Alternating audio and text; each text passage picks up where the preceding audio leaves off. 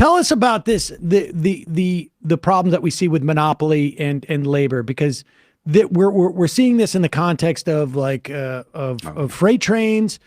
We see it in other areas. I mean, and we see this conflict in other places, like even the Willow project, which is this ConocoPhillips sort of like massive oil drilling venture up in Alaska and the North Slope, that the Biden administration seems to be sort of like trying to negotiate to offer, I don't know, part of it to Conoco.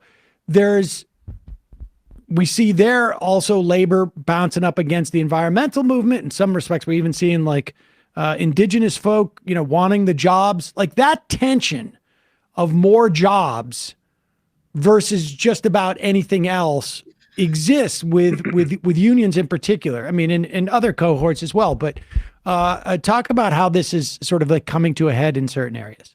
Well, I wrote about earlier this week when it seemed like Sarah Nelson was potentially a candidate for the Labor Department job before Biden announced this week that Julie Su would get it. There's this interesting situation with regard to a merger between JetBlue and Spirit, a proposed merger.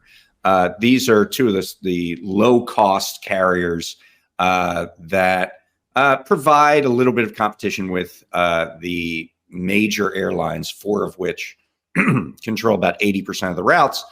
And they're looking to merge. And, we've seen close to a dozen mergers in the airline space in the last 15 years. None of them have been good for workers on aggregate. They reduce the amount of bidders for the services of flight attendants and ground workers and everything. And yet, Sarah Nelson, who is the head of the Association of Flight Attendants and represents the Spirit Airlines flight attendants, came out in favor of the merger and said, we're going to get all of these perks. We're going to get increases in pay. We're going to get certain guarantees in terms of our work and things like that. There's this dilemma that labor has when they're dealing with mergers like this, and sometimes you see it go one way and sometimes you see it go the other, in that the labor movement itself is fairly weak in the United States. And so if they do what's probably best for the overall labor movement, which is seek to have these mergers blocked, that doesn't do anything for their individual circumstances, which are in tension. Right. So they try to use. It's rare when labor has leverage to use, and so when they get it, they try to use it. And in this case, we'll give you support for this merger if you give us better pay, better conditions, better work hours, things like that. And so you see this happen often. Now, what's interesting here is that the flight attendants for JetBlue are covered by a different union, and they oppose the merger. The way this will work is if those two entities merge, there will be an election for which union gets to service the flight attendants on the new merged company. And my understanding is there's a strong likelihood that Sarah Nelson's group, AFA, would win that. And so there's sort of internal politics here going on as well. But this is always an issue where the interests of the individual union and its individual circumstances can come into conflict with the interests of workers overall. And so it's a dilemma that we haven't really figured out how to deal with best. And that's why I wrote it. How different is this environment or the circumstances from, say, like 10 years ago when Obama approved that American Airlines merger and as you say, David, the consequences were bad for workers, bad for the consumer. Like, I mean, it seems like there has been a bit of a seismic shift, at least in the way the Biden administration approaches this. Certainly, and what I was talking about in that context, when it looked like Sarah Nelson was still, a candidate for labor secretary, is that the administration has this whole of government approach where they say every agency has to look at the impact of competition on their particular areas of influence, and here's Sarah Nelson saying, I want to be labor secretary, or being vetted to be labor secretary, who's approving of a merger in her industry. And so that was that just sort of served to highlight this even more, that the Biden administration has taken this particular line, which individual unions might not see that way. They see it as an opportunity rather than something that they have to fight.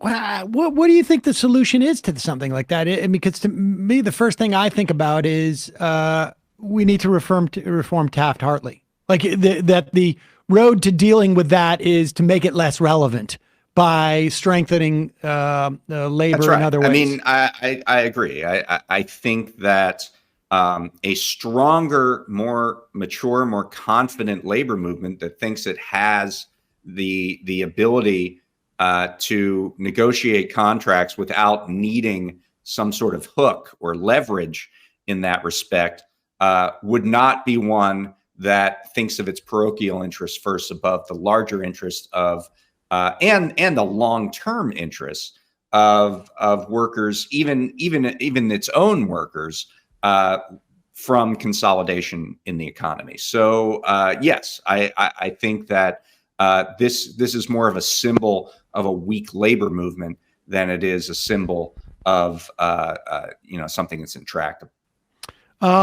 Let's talk about the other half of that equation of like the anti-monopoly and the sort of the antitrust stuff.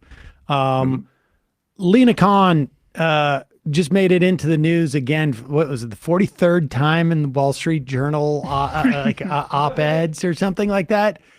She has to be the most written about like cabinet member, right? Outside of maybe Buttigieg, but Buttigieg is, race to the top, race to the front of people's minds because of, but maybe the most talked about FTC chair in at least maybe our lifetimes.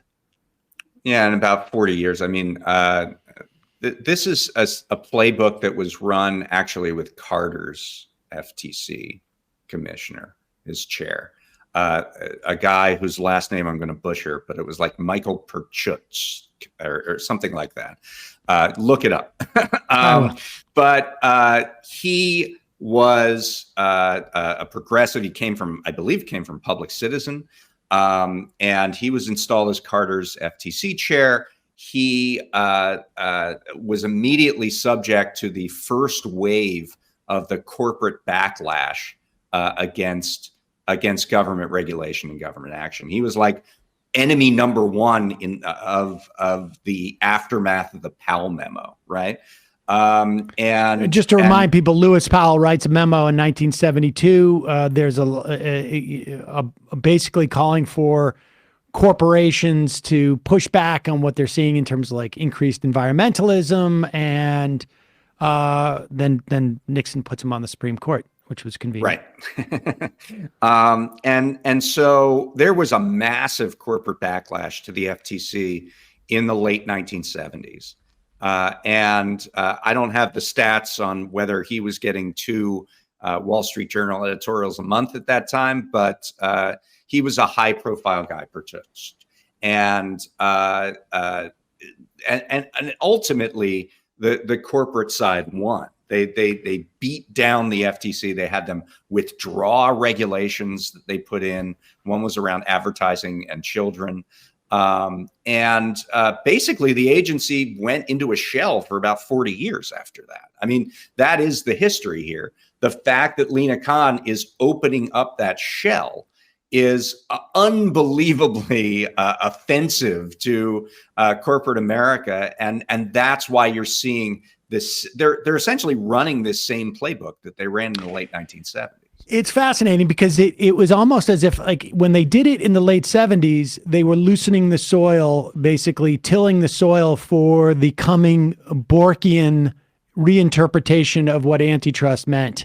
And we saw the all of the antitrust apparatus under the Reagan administration essentially adopt that Bork perspective on antitrust.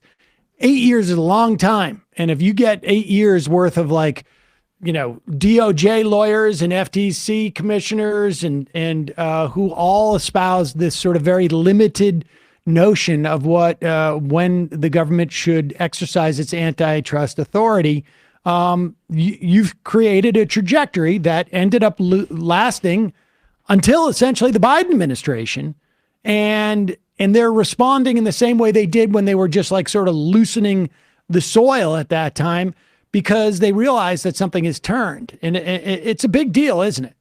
Yeah. Michael Pertschuk. That is the name. I had to look it up. Pertschuk. So anyway, yes.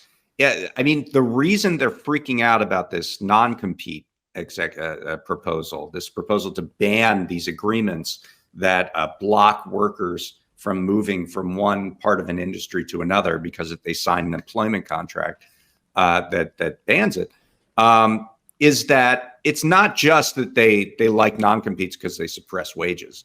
It's because they're asserting the use of rulemaking power that the FTC has essentially not used since the late 1970s.